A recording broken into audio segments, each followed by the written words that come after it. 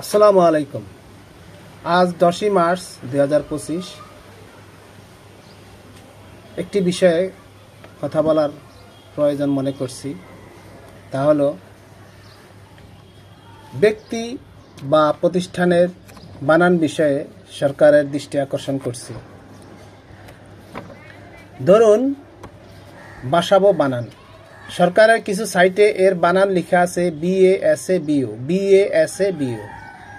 কিন্তু অনেকে বানানটি লিখেন BASABO অথবা BASABOO, মানে BOO।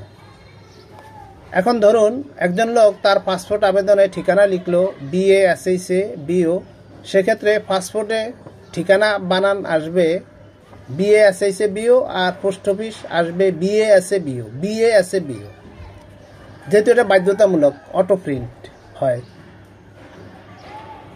আবার ধরুন আমরা হক বানান কতভাবে লিখি, কেউ লিখেন HAQ, কেউ লিখেন HOQ, কেউ লিখেন HAQUE, কেউ লিখেন HOQUE।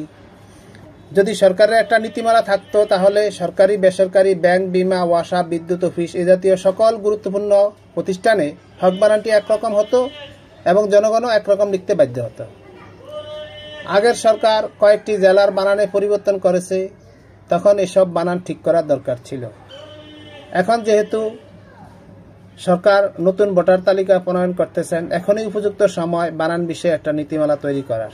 তাহলে অন্তত পরের প্রজন্ম এই বানান বিভ্রাট এবং হয়রানি থেকে মুক্তি পাবে।